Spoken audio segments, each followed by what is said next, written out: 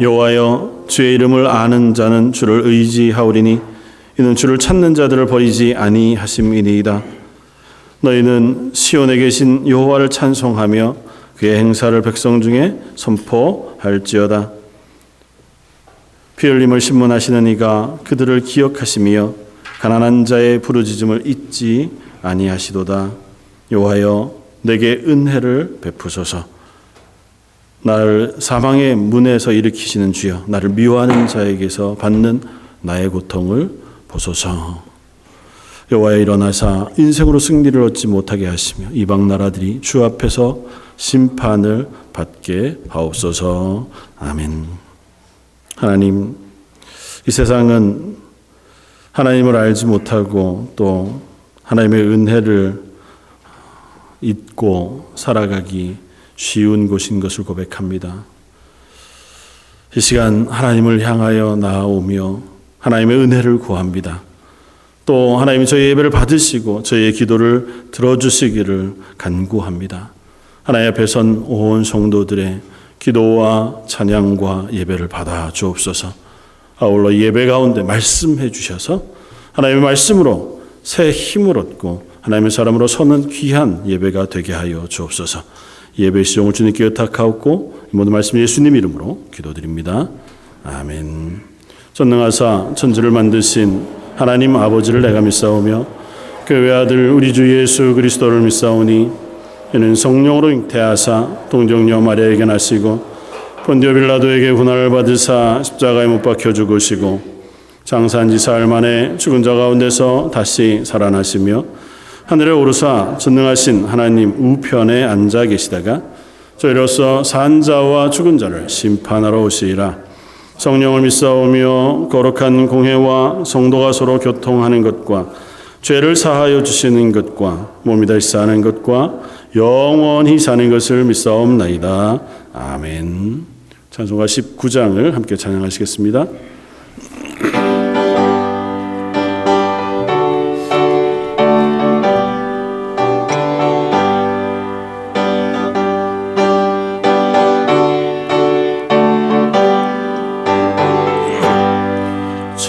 찬송하는 소리 있어 사랑 기뻐하도다. 하늘 아버지의 이름 거룩하도다. 세상 사람 찬양하자 거룩하신 하나님께 할렐루야 할렐루야 할렐루야 아멘. 하나님의 나라 권세 영원토록 있도다. 하나님의 영광 나라 거룩하도다. 하늘 보좌 계신 주님 세상 주관하시도다. 할렐루야 할렐루야 할렐루야 아멘.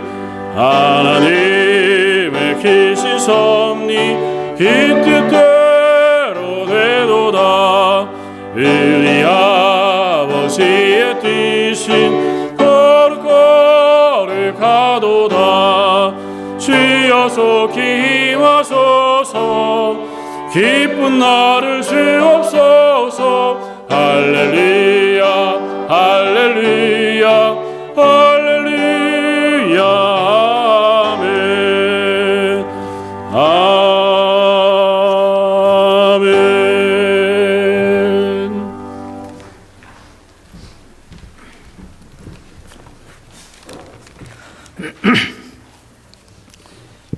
우리의 구원이 되시는 하나님 아버지, 지난 한 주간도 주님의 돌보심 가운데 살아가게 하시고 거룩한 성일 주님의 전으로 나오게 하심에 감사를 드립니다.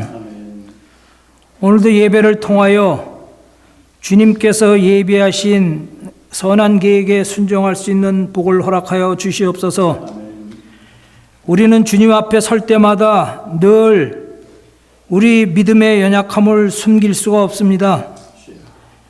이 시간도 우리의 믿음의 연약함으로 인하여 지은 불순종의 삶들을 자복하오니 예수 그리스도의 보혈의 공로로 우리들을 용서하시고 우리 오만과 어리석음을 성령의 능력으로 치유하시어 우리들의 삶이 온전히 주님께만 인도되는 삶으로 인도하여 주시옵소서.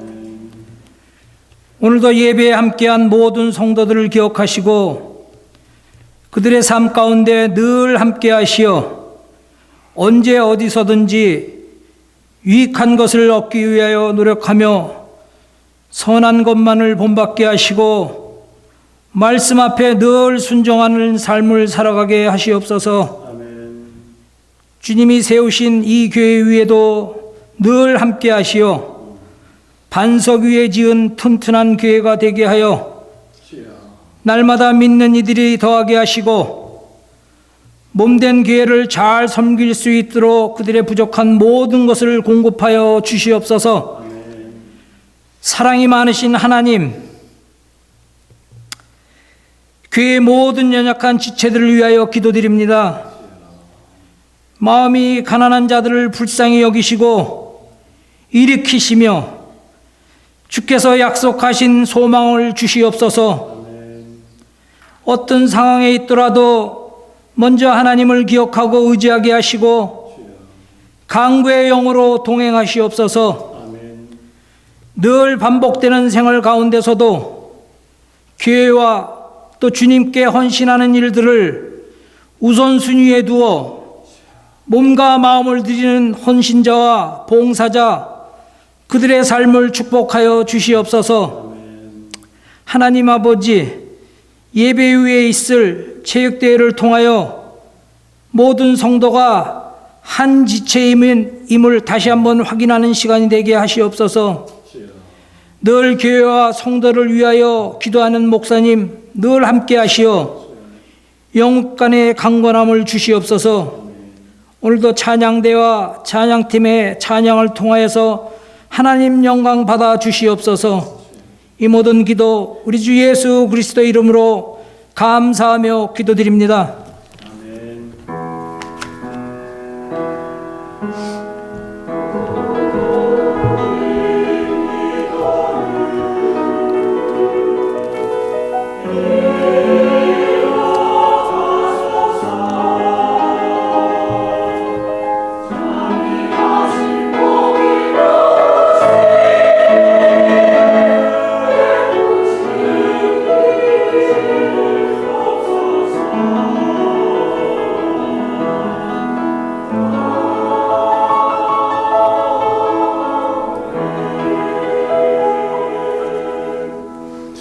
찬송가 151장을 함께 찬양하시겠습니다.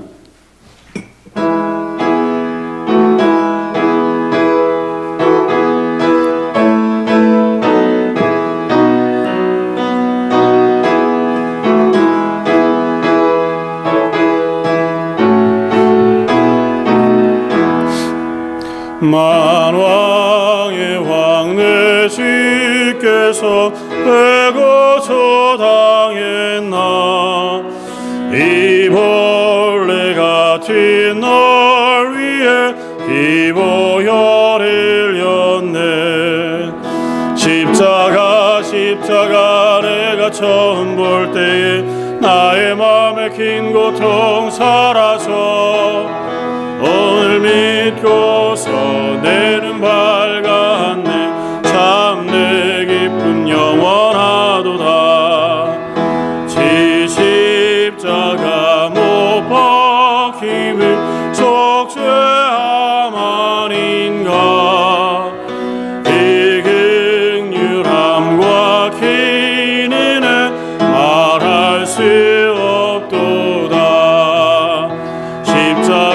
십자가 내가 처음 볼 때에 나의 마음에 긴 고통 사라져 오늘 믿고서 내는 밝았네. 참 내 기쁨 영원하도다. 이르러도 이 큰 은혜 다 갚을 수 없네. 낮은 바쳐서 지혜에 힘쓰리. 십자가 내가 처음 볼 때에 나의 마음의 긴 고통 사라져. 오늘 믿고서 내 눈 밝았네. 참 내 기쁨 영원하도다. 아멘. 하나님이 저희의 하나님이 되시고 예수님의 십자가의 죽으심으로 저의 죄를 사해 주심이 얼마나 큰 은혜인지요. 그 은혜로 저에게 이 땅에 하나님의 자녀가 되고 또 예배의 자리에 서서 하나님을 예배하며 하나님의 은혜를 사모합니다. 하나님, 저희들이 그 하나님의 은혜를 기억하며 이 예배의 자리에 나아오고 찬양과 경배를 올려드리며 또 하나님께 허락하신 것의 일부를 예물로 드립니다. 하나님 허락하신 것들 주님 앞에 드릴 때에 그 마음을 하나님 받아주시고 또 그 물질들이 쓰여지는 곳마다 하나님의 영광이 드러나고 하나님의 복음이 선포되어지며 또 성도들의 삶이 이 땅에서 하나님의 은혜로 덮어지는 놀라운 일들을 보게 하여 주옵소서. 간구하며 주님 앞에 드린 예물과 그 손길 위에 복 주시되 그들의 삶이 이 땅 가운데 하나님의 영광을 드러내며 또 하나님의 복을 나누어 주는 귀한 성도들의 가정 되게 하여 주옵소서. 찬양팀과 성가대 한 입으로 그 마음을 다하여 하나님을 찬양하여 올려드립니다. 온 성도들도 함께 찬양하오니 이 찬양을 받아주시고 그들의 찬양과 또 하나님을 향하여 드린 모든 헌신을 예배로 받아주시길 원하오며 모든 말씀 예수님 이름으로 기도드립니다. 아멘.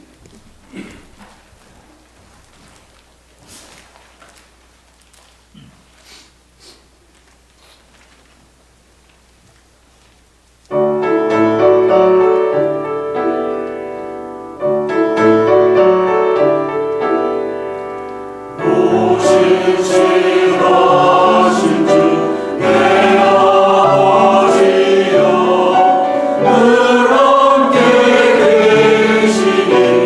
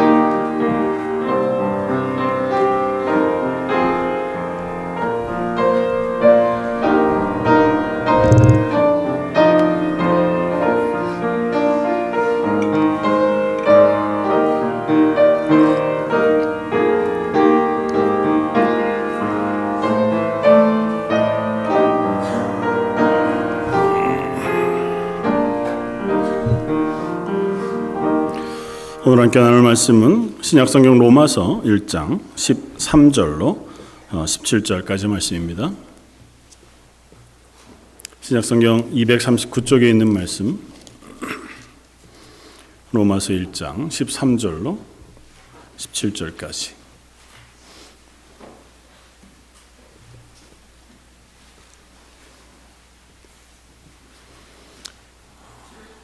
다 저였으면 우리 한 목소리 같이 한번 봉독하겠습니다. 형제들아, 내가 여러 번 너희에게 가고자 한 것을 너희가 모르기를 원하지 아니하노니 이는 너희 중에서도 다른 이방인 중에서와 같이 열매를 맺게 하려 함이로되 지금까지 길이 막혔도다.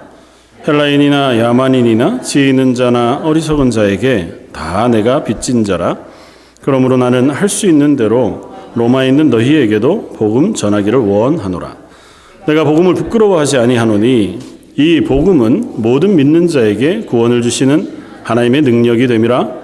먼저는 유대인에게요 그리고 헬라인에게로다. 복음에는 하나님의 의가 나타나서 믿음으로 믿음에 이르게 하나니 기록된 바 오직 의인은 믿음으로 말미암아 살리라 함과 같으니라. 아멘. 오늘은 복음은 하나님의 능력이라고 하는 제목으로 함께 말씀을 나누기를 원합니다. 오늘 본문 중에서 특별히 16, 17절에 고백하고 있는 사도 바울의 어쩌면 선언적인 고백이자 또 자기의 이 로마서 전체를 관통하는 핵심적인 선언의 말씀을 가지고 특별히 복음 또 하나님의 능력 또 하나님의 의라고 하는 이 중요한 단어들을 생각해 보면 좋겠다 생각이 됩니다. 복음은 하나님의 능력이라고 오늘 사도 바울은 선언하는데요. 능력은 어떤 걸까요? 하나님의 능력. 보통 우리들이 생각하는 능력, 정의를 따지자면 다른 사람들보다 좀 더 뛰어난 어떤 재능을 가진 것, 그게 보통은 능력이 되겠죠. 다른 사람들은 잘 하지 못하지만 나는 할 수 있는 어떤 것들, 그게 능력이 될 수도 있고, 좀 확장하면 내가 가지고 있는 지위 혹은 재산 이런 것들도 능력에 포함되기도 할 겁니다. 그러니까 어쨌든 다른 사람들과 비교해서 그들보다 조금 더 나은 결과물들을 낼 수 있는 내가 가진 무엇 혹은 다른 사람들과 비교했을 때에 좀 비교 우위에 있는 어떤 것들, 그런 게 아마 능력의 한 평가 기준 혹은 소개이기도 하겠다 생각이 됩니다. 근데 그런 의미로 하나님의 능력이라는 단어를 생각하면 이렇게 좀 이해가 안 되는 부분들이 있어요. 하나님의 능력은 뭐와 비교할 수 있는 게 없잖아요. 하나님의 능력은 하나님이 가지신 어떤 실력들이나 가지신 재능들이나 이런 것들을 설명한 단어는 아닐 거란 말이죠.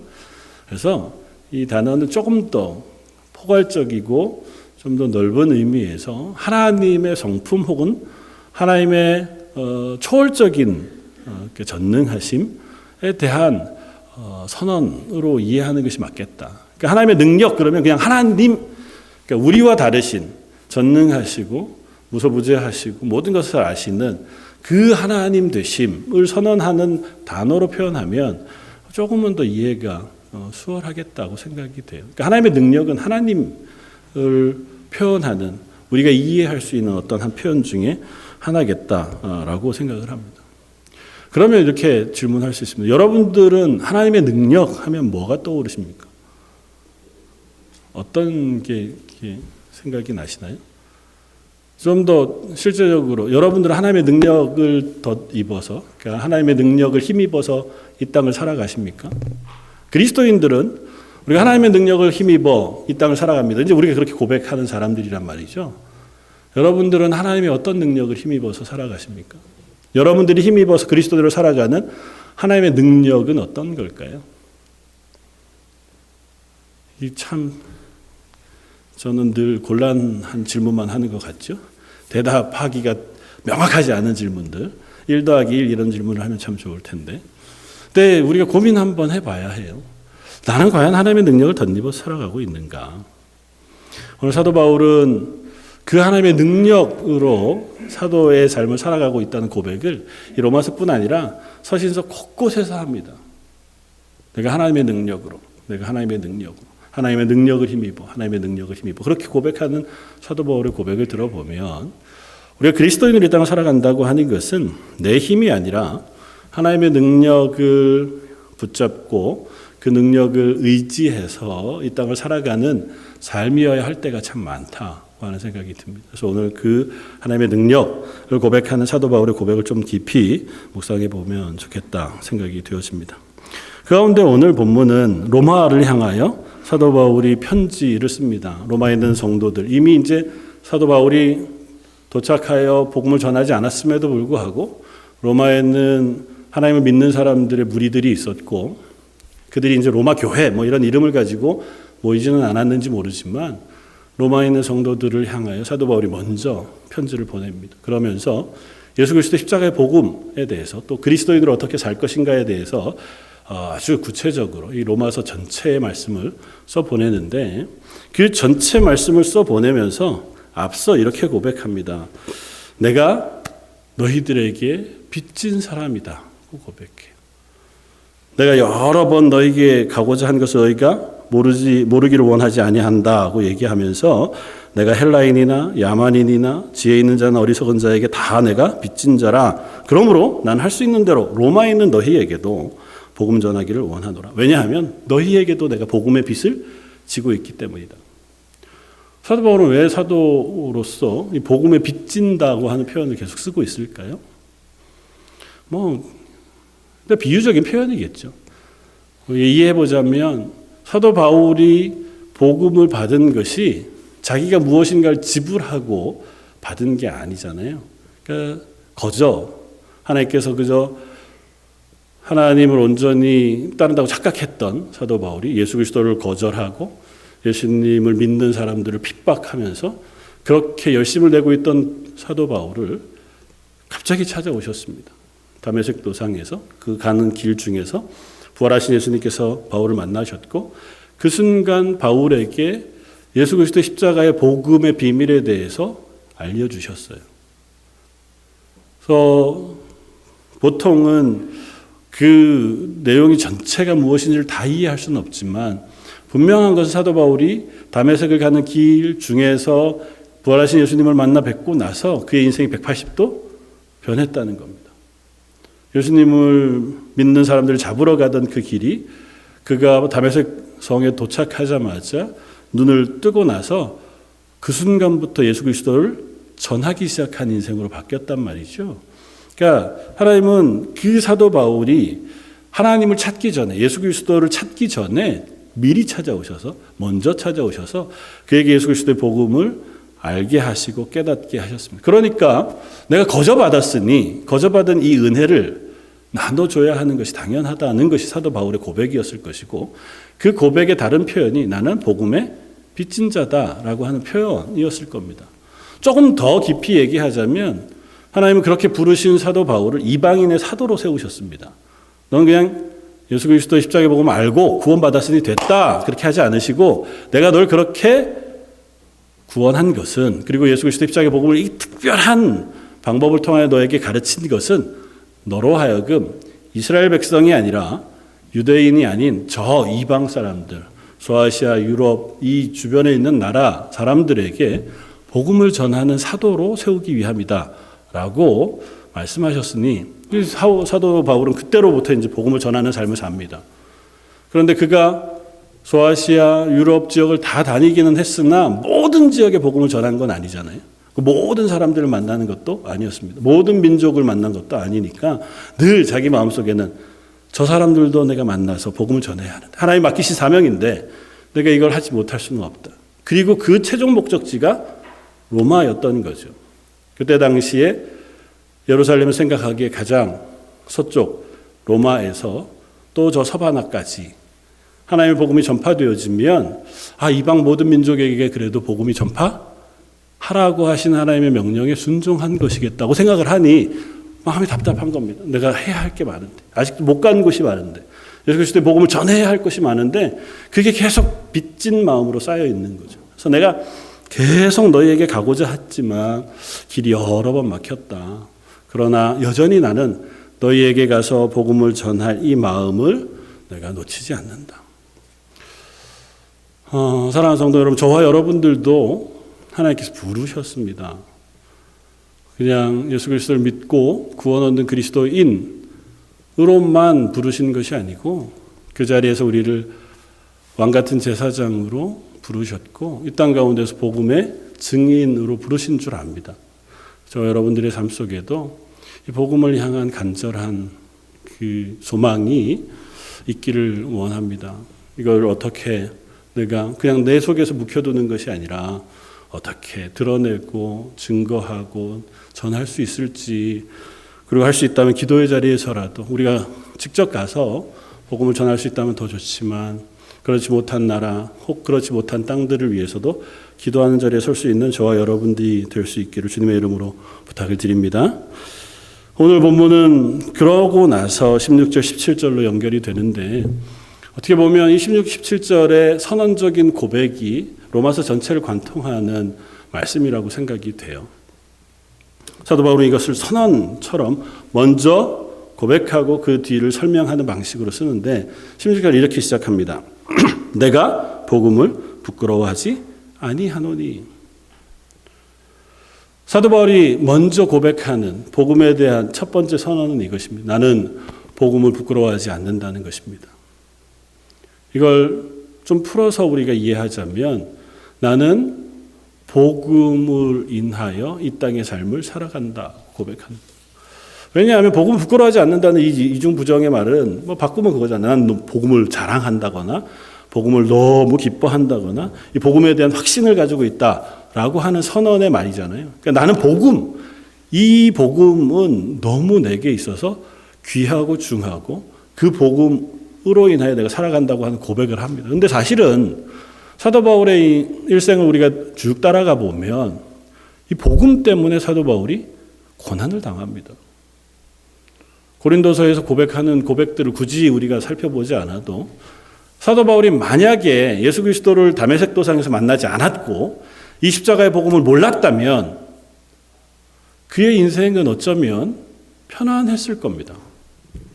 예루살렘에서 유력한 랍비가 될 수도 있었을 것이고 가마리엘 문화에서 배웠던 어떤 사람이니까 그렇게 가다가 보면 산헤드린이라고 하는 큰 의회의 한 요직을 차지하거나 그 열심이었으면 예루살렘 안에서 인정받을 만한 자리에 충분히 설 만한 사람이었을 겁니다. 심지어 그는 로마의 시민권도 있었으니 로마와 이스라엘 안에서 자기 나름대로의 삶을 얼마든지 살아갈 사람이었을 겁니다. 그런데 그 복음을 받고 나서부터는 그 복음이 그로 하여금 고난을 겪게 했어요.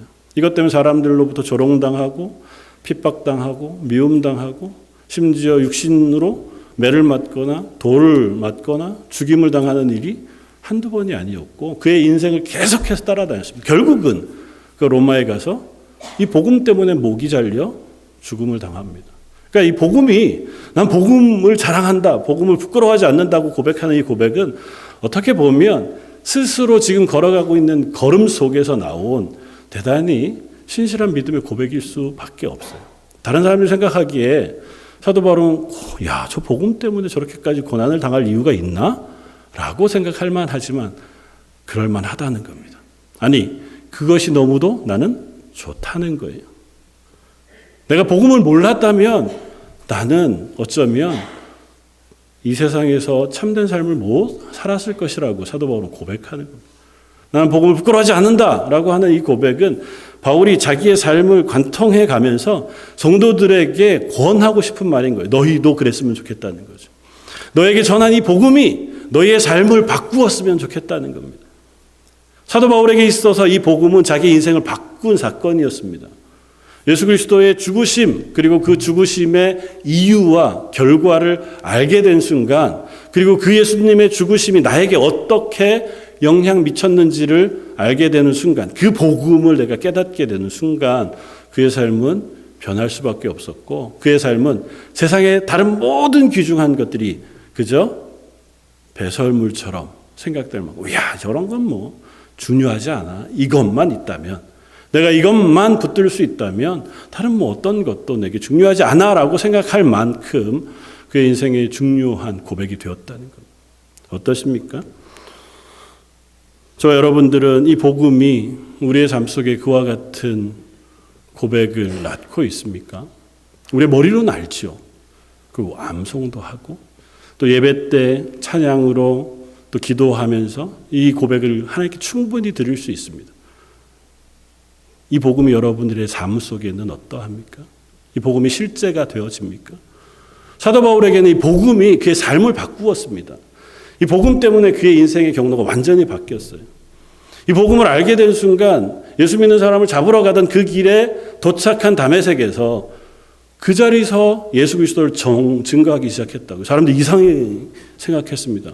예수 믿는 사람들이 생각하기엔 야, 저게 페이크인가? 뭐 저런 식으로 속이다가 우리를 잡아가려고 하는 건가? 그래서 사도 바울을 가까이 하기 어려울 만큼 이상한 변화잖아요. 그런데 그에겐 그런 변화가 일어났다고. 심지어 그 다메섹에서 그렇게 하는 사도 바울을 죽이려고 하니까 바구니를 타고 성벽을 내려와서 도망쳐야 할 만한 위기의 순간까지 가게 되면 얼마나 대단했으면, 그냥 한 게 아니잖아요. 그 다메섹에 있는 사람들이 깜짝 놀랄 만한 일을 한 거잖아요. 그렇게 사도 바울은 변했다는 거예요. 사도 바울에게 있어서 이 복음은 내 인생의 실제 행동과 말을 변화시키는 복음이 되었다는 겁니다. 그래서 그 고백을 담는 거예요. 나는 복음을 부끄러워하지 아니한다. 여러분들의 삶에 복음은 어떤 영향을 미치고 있습니까? 예수님의 죽으심으로 인한 우리의 구원하심, 그리고 그 구원을 계획하시고 완성하시는 하나님의 살아계심과 그 하나님이 우리의 하나님 되신다고 하는 그 고백이 저 여러분들의 삶을 어떻게 변화시키고 있습니까? 사도 바울은 그 고백을 이렇게 연결해 갑니다. 이 복음은 모든 믿는 자에게 구원을 주시는 하나님의 능력이 됨이라. 이 복음이 하나님의 능력이라고 선언해요. 그러니까 이 복음을 들은 이 사도 바울의 고백은 와, 이 복음이 바로 하나님의 능력이다. 그러니까 어떤 능력이냐면 듣는 모든 사람에게 구원을 주시는 하나님의 능력이라는 거예요. 이 복음을 듣는 사람들은 그 복음 때문에 변화되어서 그 복음 때문에 구원을 얻게 되어지고 그 복음을 들음으로 삶에 변화가 일어나게 되어지는 하나님의 능력이더라는 것입니다. 그러니까 하나님이 주시는 이 은혜는 그냥 주어지고 누려지는 것에서만 끝나는 것이 아니라 능동적으로 어떤 방향을 향하여 우리를 바꾸시는 힘이 있다는 거예요. 그래서 그걸 하나님의 능력이라고 표현하고 있는 겁니다. 근데 생각해 보면 하나님의 능력은 성경 안에서 구약 성경을 통해서 우리가 자주 발견하게 됩니다. 우리가 익숙한 하나님의 능력은 애굽에서 이스라엘을 구원해내시기 위해서 천지 자연 모든 것들을 사용하셔서 애굽에 재앙을 내리시는 하나님의 능력, 정말 하나님의 능력이잖아요. 우와, 하나님의 능력. 홍해를 가르셔서 마른 땅으로 이스라엘을 지나게 하시는 능력. 광야를 지나는데 하늘에서 만나가 내려서 매일 그 만나를 60만 명, 전체로 따지면 한 300여만 명이 되는 사람들이 매일같이 먹을 수 있도록 베푸시는 능력. 예수님께서 오병이어에 축사하셔서 5천 명이 먹고도 12광주리가 남을 만한 능력. 이게 하나님의 능력이잖아요. 그리고 그 능력은 항상 방향성이 있습니다. 어떤 방향이요? 하나님의 백성을 구원하는. 그냥 하나님의 능력이 어느 날 갑자기 심심해서, 죄송한 표현이지만 심심하셔서 어느 땅에 천둥을 내리시고 비를 내리셨다가 여기에는 지진을 내리시고 여기에는 갑자기 만나를 내리시거나 여기는 풍성한 수확을 주시고, 이게 하나님의 능력으로 주어지지 않습니다. 그렇잖아요. 대부분의 그런 일들은 그냥 우리가 사는 삶에 때로는 죄가 쌓여서 악이 쌓여서 실수가 쌓여서 일어나는 변화들이에요. 하나님의 능력이 일어나는 건 그런 것과 별개로 그 중에 하나님의 사람, 그 중에 하나님의 백성을 보호하시고 인도하시고 구원하셔서 하나님의 뜻을 이루시기 위할 때 하나님의 능력을 행하세요. 그래서 그 하나님의 능력의 가장 큰 방향은 구원입니다. 이스라엘 백성을 구원하시기 위해서 하나님의 능력을 아끼시지 않았습니다. 그리고 그 하나님의 능력이 가장 분명하게 표현되어지는 것이 예수 그리스도의 십자가라고요. 사도 바울의 고백이 그것인 겁니다. 복음에는 하나님의 능력이 나타나서 모든 사람을 구원에 이르게 한다고요. 그 복음이 뭐예요? 아직도 우리가 죄인 되었을 때 하나님께서 당신의 독생하신 예수 그리스도를 이 땅에 보내시고 독생하신 예수 그리스도에게 우리의 모든 죄를 전가 덧입혀서 그 죄를 인하여 예수 그리스도께서 십자가에 달려 죽으심으로 그 죄의 대가를 치르게 하시고 다시 부활하셔서 우리의 생명의 첫 열매가 되게 하신 것. 그리고 그 예수 그리스도의 십자가의 죽으심으로 인하여 그 피를 덧입은 하나님의 백성들을 죄에 죽어가는 인생에서 영원한 생명으로 구원 얻는 자리로 옮기셨다는 게 복음이잖아요. 그 복음이 바로 하나님의 능력을 선명하게 드러내주는 사건이라는 겁니다. 그 복음이 바로 하나님의 사람들을 하나님의 나라로 죄인에서 영원한 하나님의 백성의 자리로 옮기게 하시는 놀라운 능력이라는 것입니다. 좀 이 말씀을 우리가 문장에서 우리 쪽으로 내 입장에서 이해하자면 설명하자면 이렇게 고백하는 건 어떨까 싶습니다. 그 복음이 나를 변화시키는 능력이 된다는 거죠.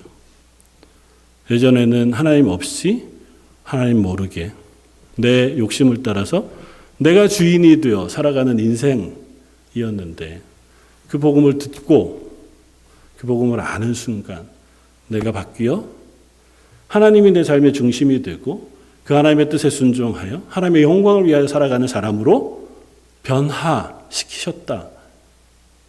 고백할 수 있지 않습니까? 근데 우리는 그 사이에서 약간 어려움을 느끼죠. 아직 여기까지는 안 간 것 같고 고백은 맞는 것 같은데 나는 그 중간 어디쯤 있는 걸까? 우리는 그 고백을 향하여 나아가는 사람들인 줄 압니다. 이 땅 가운데서 우리의 연약한 삶을 살아갔지만 그 고백을 향해서 하나님의 복음이 나를 바꾸셨고 나로 하여금 하나님의 영광을 위하여 살게 하셨습니다. 라고 하는 고백의 자리로 우리를 변화시키시는 줄 믿습니다. 그러기 위하여 필요한 게 있어요. 뭘까요? 하나님의 은혜가 필요합니다. 왜냐하면 우리는 내 실력으로 여기에서 이리로 못 옮겨가는 사람이잖아요. 내 중심으로 살던 사람이 갑자기 하나님 중심으로 살아가는 인생으로 바뀐다. 그게 당연하지만 그게 하나님의 은혜 없이 불가능하다고요. 사도 바울에게 하나님께서 은혜를 부으셨으니 그가 바뀐 거지. 그가 고민해보고 생각해보아서 깨닫게 되니 이제는 내가 바꿔야겠다고 생각해서 바꾼 게 아니란 말이에요. 그래서 사도 바울에게 하나님께서 특별한 경험을 하게 하시는 거예요. 저와 여러분들도 마찬가지입니다. 우리가 죄인의 자리에서 하나님의 백성의 자리로 옮겨가는 데는 하나님의 은혜가 필요해요. 그 복음이 나를 변화시키게 하기 위하여 끊임없이 하나님의 은혜를 사모하고 하나님의 도우심을 구하면서 우리가 하나님의 복음으로 변화되어진 하나님의 사람으로 살기를 원합니다. 하는 고백이 있어야 하는 줄 압니다.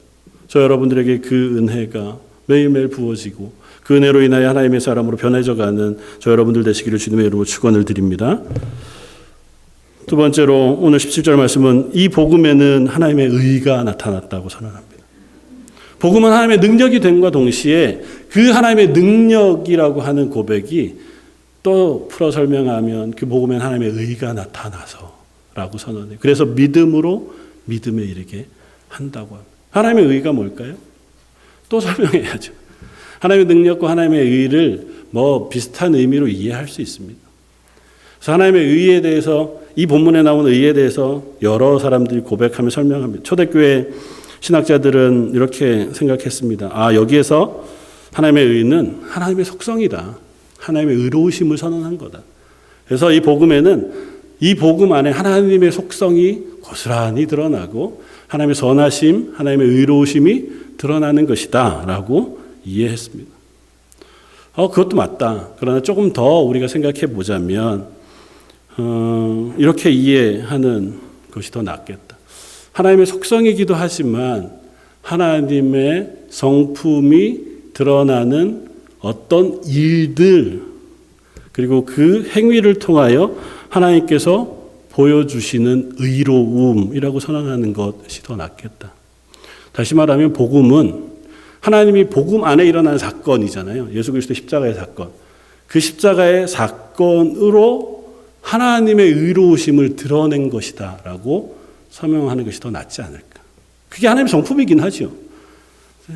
좀 너무 이렇게 복잡한 얘기를 하나요? 단순하게 생각하면 복음은 이 십자가의 복음이라고 설명된 예수 그리스도의 십자가의 사건은 하나님이 우리에게 어떤 일을 행하셨는지를 보여주시는 것이고 그 보여주신 행동이 바로 하나님의 의로우심을 드러내는 사건이라는 거예요. 하나님이 선하시고 의로우세요. 그 선하시고 의로우신 하나님이 우리를 위하여 이와 같은 큰 일을 행하신 거예요. 그리고 그 일을 행하신 하나님이 우리를 구원하시기 위해 지금도 동일하게 일하고 계시다는 겁니다. 이 사실을 믿음으로 우리가 믿음에 이르게 한다는 겁니다. 그러니까 핵심은 우리가 예수 그리스도의 십자가의 사건을 아느냐는 거예요. 그냥 예수님이 옛날에 십자가에서 죽으셨어요. 그래서 난 구원받았어요로 끝날 것이 아니고 그 예수님의 죽으심의 사건이 무엇인가를 우리가 아느냐는 겁니다. 그것이 깊이 묵상되어져서 그 묵상이 나의 삶을 바꾸고 있느냐는 거예요. 그 사건 속에 나타나신 하나님의 의로우심, 선하심, 그리고 그 사건 속에 나타나신 하나님의 신실하심이 내 믿음 속에 믿음으로 고백되어지고 있느냐고요. 알지요로 끝나는 것이 아니라 그 하나님을 내가 신실하게 믿습니다. 그래서 그 믿음이 나의 삶을 변화시킨다고요. 당연히 믿음은 삶을 변화시켜야 돼요. 옛날에 그런 예화들을 아마 들어보신 적이 있었을 겁니다. 어떤 지역에 오랫동안 가뭄이 있었어요. 온 동네 사람들이 교회에 모여서 기도하기 시작했습니다. 하나님, 저희가 도무지 안 되겠습니다. 비를 주셔야겠습니다. 비를 주실 줄 믿습니다. 비가 왔어요. 예배가 끝나고 집회가 끝나고 작정하고 기도한 그 순간 하늘에서 비가 쏟아지기 시작했습니다. 다 집에 가는 걸 걱정했습니다. 야, 우산도 없이 어떻게 가나. 딱 한 명만 우산을 가져왔다고요? 어린아이가? 야, 너 어떻게 가져올 수 있었니? 하나님한테 비 내려달라고 기도했으면 비가 당연히 올 텐데 그 우산을 가져와야죠. 뭐 이런 믿음을 얘기하는 건 아니에요, 사실은. 너무 단순하지만 믿음이 실제가 되느냐는 질문을 하는 겁니다. 하나님이 이런 하나님이세요. 복음에 나타난, 예수 그리스도 십자가에 나타난 그 하나님의 의로우심을 우리가 알잖아요. 그 하나님의 선하심을 우리가 안다고요. 그 하나님이 신실하신 하나님이세요. 성경 전반에 거쳐서 하나님이 우리를 향하여 어떤 하나님이신지를 끊임없이 말씀하고 계세요. 우리가 그 하나님을 아냐고요. 내 삶으로. 내가 살아가는 삶 속에서 그 하나님의 신실하심을 내가 인정하냐고요. 그래서 믿음은 두 가지로 표현되어집니다. 하나님 되심을 수용하고 그것에 반응하는 거예요. 믿음이라는 건 맞아. 하나님이 그런 하나님이시지. 하나님의 구원이 맞아. 하나님의 구원이 저렇게 우리에게 주어진 것이지를 내가 인정하는 거예요. 그게 믿음이잖아요. 그 하나님이 내 하나님이십니다. 라고 하는 사실을 인정하는 게 믿음이라고요. 그런데 인정으로만 끝나지 않고 그 인정에는 반응이 있어야 돼요. 하나님이 내 하나님이어서 감사합니다. 그리고 교회 문을 나서는 순간부터는 다시 그냥 내 생각이 중심이 돼서 살아가는 삶이라면 그 수용, 그 믿음이 내 삶에 아무런 영향을 미치지 않는 거잖아요. 사실은 현대로 오면서 최근에 우리들의 삶이나 혹은 세상의 삶들을 살아보면서 예수님의 말씀하신 내가 다시 올 때 이 땅에서 믿음을 보겠느냐 그 하신 말씀이 나를 향한 말씀이구나 그 생각이 되어져요. 지금 당장 예수님이 이 땅에 오신다면, 지금 이 자리에 오신다면 저 여러분들 보시면서 야, 착하고 신실한 종아, 그렇게 칭찬하실 만할까? 뭐 겸손하지 않아도, 내 겸손해서 하는 대답이 아니어도 아, 그러긴 쉽지 않겠구나 하는 게 우리 스스로의 고백 같아 보인단 말이죠. 사도 바울이나 혹은 12 제자들의 삶이나 믿음으로 살았던 초대교회나 혹은 종교개혁 시대 때에 그 믿음의 사람들을 생각해 본다면 우리들의 삶은 그들보다 훨씬 더 편안하거든요. 그리고 복음으로 인하여 핍박받거나 복음으로 인하여 조롱받거나 예수 그리스도를 믿는 신앙 때문에 우리가 손해보는 일들이 많지 않습니다. 그럼에도 불구하고 과연 그 믿음이 나의 삶을 바꾸고 있느냐, 그건 물어볼 필요는 있는 거예요. 뭐 저를 향해서 전 솔직히 물어보아도 뭐 죄송하죠. 아는데도, 심지어 설교하는데도 나 하나를 바꾸지 못하는 게 우리들이니까요. 그래서 기도하는 거잖아요. 하나님, 저로서는 안 되겠습니다. 제 말투 하나 바꾸는 게 얼마나 어려운지요. 내가 생각하는 생각, 불쑥불쑥 일어나는 분노, 그것 하나 우리가 내려놓는 것조차 쉽지 않은데 그 하나님이 나의 하나님 되신다고. 그 하나님의 선하심과 그 하나님의 그 공의로우심이 지금도 여전히 나의 하나님의 성품이라고, 그 하나님 안에서 내가 살아간다고 그 고백하는 고백 혹은 반응, 그것이 제가 참 어렵습니다. 하나님 제 속에 그 일을 행해 주십시오. 정말 어렵지만 제가 그런 기도를 몇 번 못 해봤는데요. 하나님 강제하셔서라도 내 안에 그것을 바꿔주십시오. 혹은 뺏어가 주십시오. 제가 정말 두려워서 그런 기도를 잘 안 하거든요. 몇 번 아주 중요한 때 그런 고백을 한 적이 있었는데 아주 정확하게 하나님 가져가세요. 하나님은 우리가 드리는 기도를 들으셔요. 우리가 하나님을 향해서 하나님의 사람으로 변하기 위하여 기도하는 기도에 결코 외면하지 않으십니다. 두려운 줄 알죠. 저도 여전히 두렵습니다. 우리가 그런 기도를 하는 건 아니니까 하나님 제가 그렇게 해주시면 뭐 제 팔을 하나 내놓겠습니다. 이렇게 기도하는 건 아니잖아요. 그런데도 불구하고 왠지 하나님 앞에 신실한 사람이 되면 힘들 것 같단 말이죠. 그것이 우리의 싸움인 줄 압니다. 예수 그리스도의 복음을 듣고도 그것이 우리의 삶을 조금 더 변화시킬 수 없다면 그러면 우리는 얼마나 불행한 사람이겠습니까? 예수 그리스도의 십자가의 복음은 분명히 하나님의 능력이고 하나님의 의이고 그 복음은 모든 믿는 사람을 믿음으로 변화시키는 힘이 있다고 선언합니다. 이 고백이 저와 여러분들의 고백이 되길 바랍니다. 완전하지 않아도 하나님의 능력이 우리 삶 속에 경험되어지길 원합니다. 그 하나님의 능력이 나를 변화시키고 나를 바꾸어가는 힘이 되어지길 소망합니다. 기도하는 저와 여러분들의 기도가 되기를 주님의 이름으로 부탁을 드립니다. 한번 같이 기도하겠습니다. 하나님, 사도 바울의 고백을 들으면서 참 우리의 연약함을 다시 한번 생각하게 됩니다. 하나님의 복음은 하나님의 능력이 되고 하나님의 복음에는 하나님의 의로우심이 나타나고 그 하나님의 하나님 되심이 선명하게 드러나는데도 불구하고 그 하나님을 믿는다고 고백하고 그 하나님이 나의 하나님이라고 고백하면서 우리의 일상의 삶은 여전한 죄인인 것을 고백합니다. 하나님, 그런 저희를 불쌍히 여겨주십시오.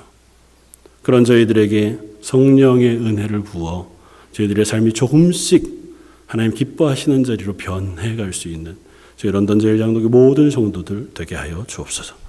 오늘 말씀 예수님 이름으로 기도드립니다. 아멘. 찬송가 295장을 함께 찬양하시겠습니다.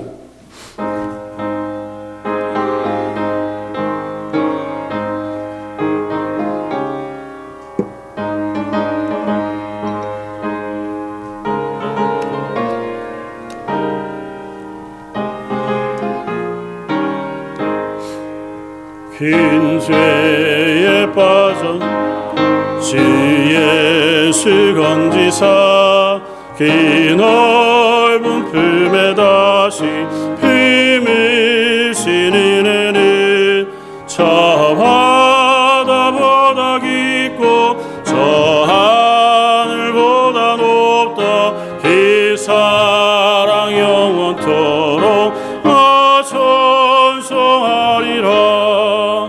날로도 귀하다 날로도 귀하다. 한이 없이 넓은 우리 주의 사랑 날로도 귀하다. 옛날에 유대 땅에 주 예수 다닐 때 그 은혜 받으려고 긴 물이 모였네. 는 먼저 병든 자를 다 고쳐주셨으니 나 같은 죄인까지 그 은혜 받도다. 날로도 귀하다 날로도 귀하다. 한이 없이 넓은 우리 주의 사랑 날로도 귀하다. 지키신 사랑으로 만 백성 위하여 긴 십자가의 고난 다 받으셨으니 계속 죄 받은 성도 긴 소리 함께 높여 온 천지 울리도록 주 찬송하리라. 날로도 귀하다 날로도 귀하다. 한이 없이 넓은 우리 주의 사랑 날로도 귀하다. 아멘. 교회 앞에 광고 말씀 주보를 참고해 주시면 좋겠습니다. 광고 말씀 드리기 전에 소개할 분들이 있습니다. 지난주에도 오셨는데요. 저희 교회 이미 오래 다니셨다가 중간에 코로나도 있고 해서 계속 못 나오셨는데 다시 교회에 출석해 주셨습니다. 우리 정미라 성도님 한번 자리에 일어나 주시죠. 네, 박수로 환영하겠습니다. 아시는 분들도 있고 모르시는 분들도 있을 텐데요. 함께 또 신앙생활 잘 할 수 있도록 격려해 주시면 좋겠습니다. 또 저희 교회 방문해 주신 가정이 있습니다. 강혜미 성도님 한번 자리에 일어나 주시면 좋겠습니다. 네, 박수로 환영하겠습니다. 잘 오셨습니다. 우리 자녀들과 함께 오셨는데요. 환영해 주시고 또 인사해 주시면 좋을 것 같습니다. 계속해서 우리 말씀 읽으면서 공동체 성경 읽기 또 말씀 묵상 진행하고 있는데요. 계속해서 놓치지 말고 한 해 동안 함께 말씀 묵상하면 좋겠고 또 창세기 출애굽기 그리고 우리가 레위기를 넘어서서 민수기 말씀을 나누고 있는데 레위기 말씀도 중간중간 읽어가면서 함께 묵상해 주시면 좋을 것 같습니다. 그리고 오늘 2부 예배 후에는 간단하게 준비한 핫도그 음식 나누고요. 교회 뒤편 운동장으로 모여주시면 전체 우리 초원별로 해서 2개 팀으로 나누어 정교인 체육대회를 진행할 예정입니다. 들어오는 그 친교실 입구에 이렇게 편성하고 청년들, 자녀들은 무조건 부모님 있는 목장에 편성되면 될 것 같고요.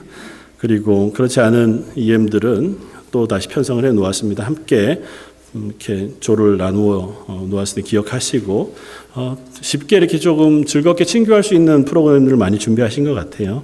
함께 참석하시고 끝까지 동참해 주시고 또 마치고 나면 정리하는 일이 또 좀 많습니다.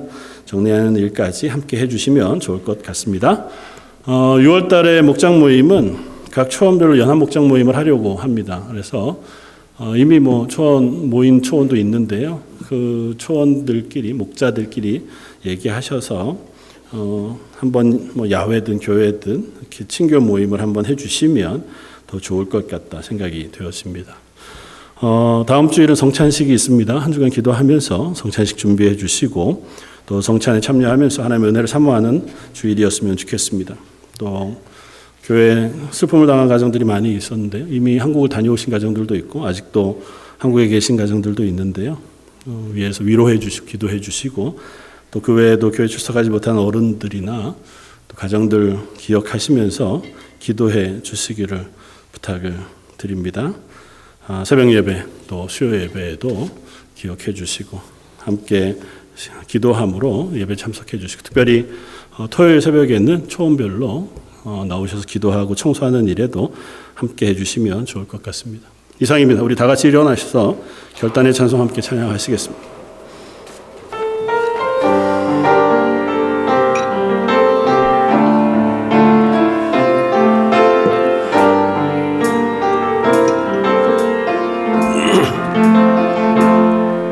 주의 말씀 앞에서 당신은 참된 예배사 그토록 찾으시던 하나님의 기쁨 이 세상을 향한 거룩한 생명빛 되어 이 세상을 위한 구원의 소망 되어 영원한 하나님의 나라 함께 세워가리 주의 부르심 따라 당신의 삶을 드릴 때 세상은 당신 안에서 주의 영광 보리라 이 세상을 이길 주님의 군사 되어 이 세상을 섬길 주님의 손과 발 되어 영원한 하나님의 나라 함께 세워가리.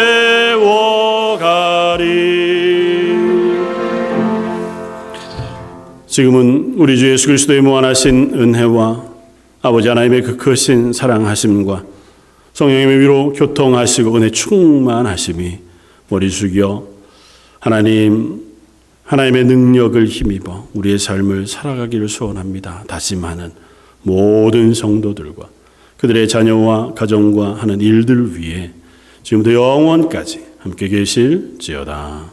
아멘.